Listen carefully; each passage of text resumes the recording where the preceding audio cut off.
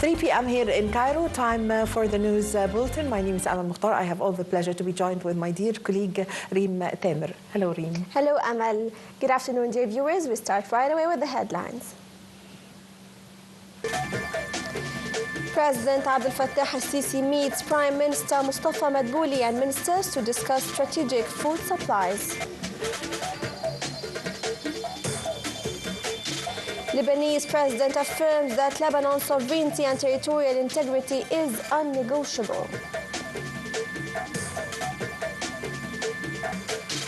And the crossing borders on the Palestinian side resumes the entry of humanitarian aid to Gaza.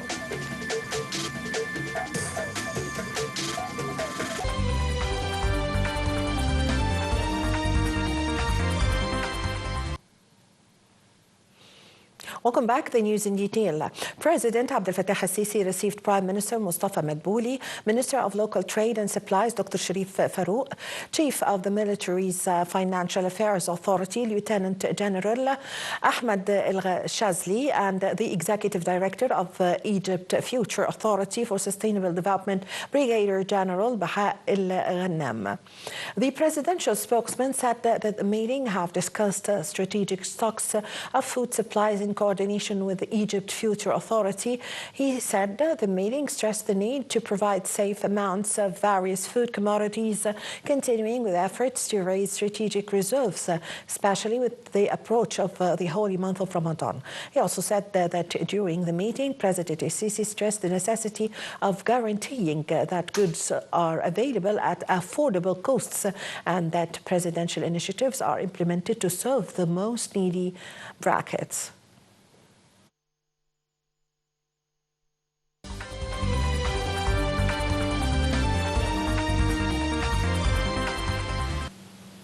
Lebanese President Joseph Aoun asserted that Lebanon's sovereignty and territorial integrity is non-negotiable. In his speech addressing citizens in the south, Aoun said that today is a victory to Lebanon and Lebanese. Aoun called upon citizens to trust the armed forces and self-control, stressing that the army is committed to maintain security and guarantee the safe return of citizens to their homes in the south.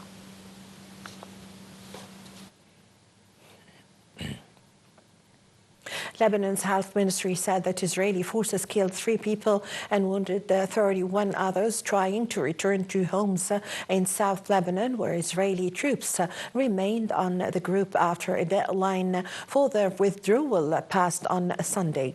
Israel has said it intended to keep troops in the south beyond the Sunday deadline stipulated in the U.S.-brokered ceasefire that halted last year's war with Hezbollah, and on Saturday ordered residents not to return until further notice.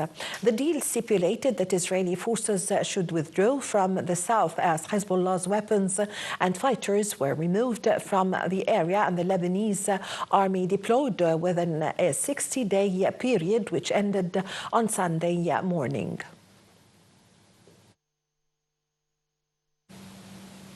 Hamas on Sunday accused Israel of violating the Gaza ceasefire agreement by preventing hundreds of thousands of Palestinians from returning to their homes in the northern part of the territory. Hamas said in a statement that the occupation is stalling under the pretext of prisoner Arb al-Yahud, despite the movement informing mediators that she is alive and providing all the necessary guarantees for her release. It added that Hamas holds Israel responsible for the delay in implementing the agreement. Crossing borders on the Israeli side resume on Sunday the entry process of the humanitarian aid to Gaza Strip. The borders witnessed the entry of dozens of trucks through the inspection points before entering the Strip. The trucks aid carrying food, medical and supply aid are being prepared in coordination between the Egyptian and Palestinian Red Cross to apply the ceasefire deal.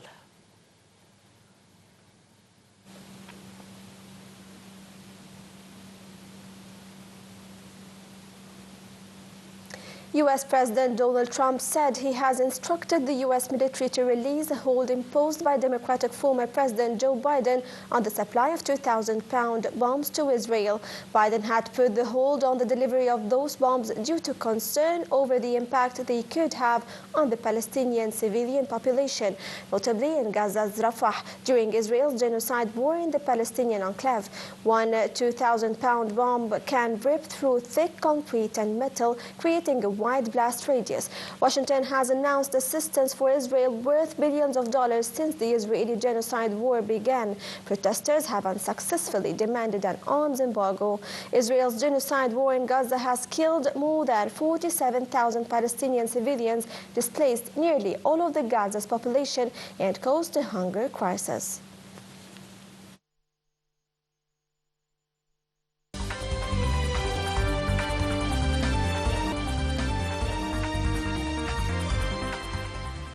Welcome back. Continuing our news bulletin. The U.S. State Department condemned the capture of additional UN staff by Houthi rebels in Yemen amid the group's ongoing attacks in the region. In a statement, the department have called for a release of all detainees, including 7 UN workers captured on Tuesday, and described the campaign of terror by the Houthi group. Houthis have detained dozens of staff from UN and other humanitarian organizations, most since the middle of last year. UN Secretary General Antonio Guterres have called for an immediate and unconditional release of all aid staff held in Yemen, where an ongoing humanitarian crises have left the country reeling after a decade of war. The Houthis saying they are acting in solidarity with the Palestinians have been attacking the Red Sea shipping route and firing on Israel since the outbreak of the Gaza war, prompting spiral strikes from U.S., Israeli and British forces.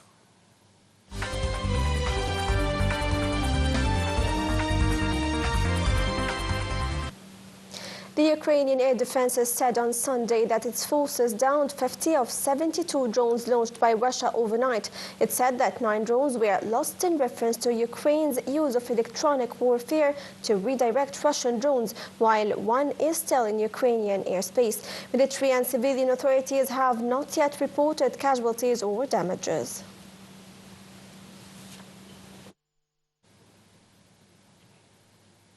Belarusians began voting on Sunday, with President Alexander Lukashenko expected to cruise to victory unchallenged for a 7th term, prolonging his 3-decade authorization role. Lukashenko, a 70-year-old former collective foreign boss, have been in power in reclusive Moscow-allied Belarus since 1994. Polls opened in Minsk's first presidential vote since Lukashenko suppressed mass protests against his rule in 2020. He has since allowed Moscow to use Belarusian territory to invade Ukraine in 2022. The opposition and the West aid Lukashenko reached the last vote, and authorities cracked down on demonstrations with more than 1,000 people still jailed. All of Lukashenko's political opponents are either in prison, some held uncommissioned, or in exile, along with tens of thousands of Belarusians who have fled since 2020.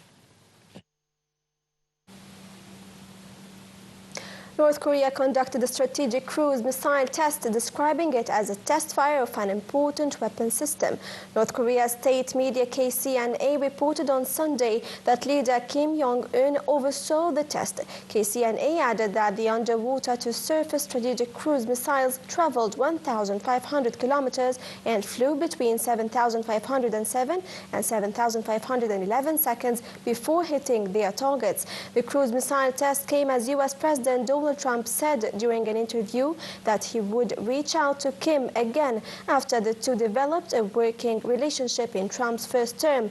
Kim was quoted as saying that North Korea's war deterrence means we're being perfected more thoroughly. He vowed to continue efforts to strengthen the military.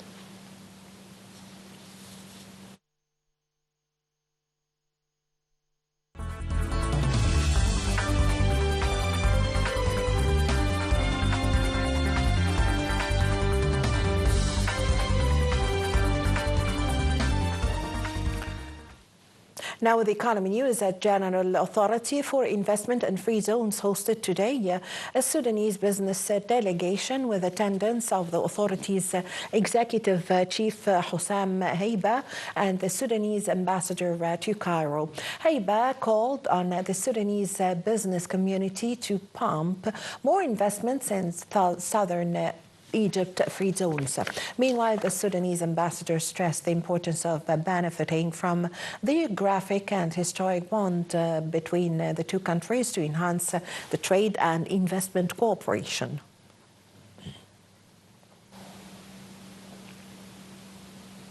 Egypt's bourse inched higher at midday dealings pushed by local and foreign investor purchases against Arab investor sell-offs. The market capital of listed companies added 1.7 billion Egyptian pounds, exceeding 2.2 trillion pounds from the start of transactions. The benchmark index EGX 30 rose 0.7% at the 30,220 point mark. The equal weighted indices EGX 70 and EGX 100 both climbed 0.5%.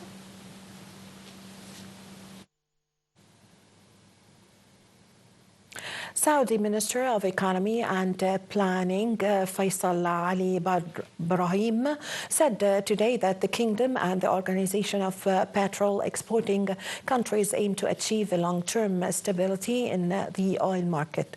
The minister made these remarks after U.S. President Donald Trump reiterated his call for OPEC to cut oil prices at weekend.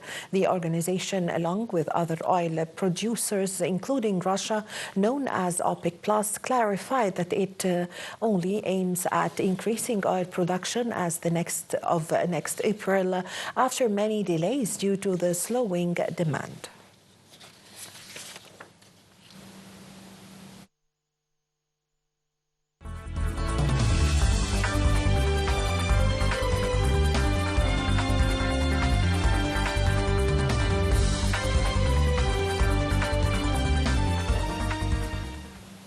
Moving to the world of sports, as Egypt's national team play against Cape Verde in their third game of the 2025 IHF Men's.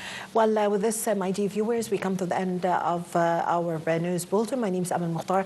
I had all the pleasure to be joined with my dear colleague Reem Tamer. Thank you, Reem. Thank you so much, Amal. Dear viewers, stay tuned for more updates on the top of the hour. That was Reem Tamer and Amal Mukhtar. Thank you for watching.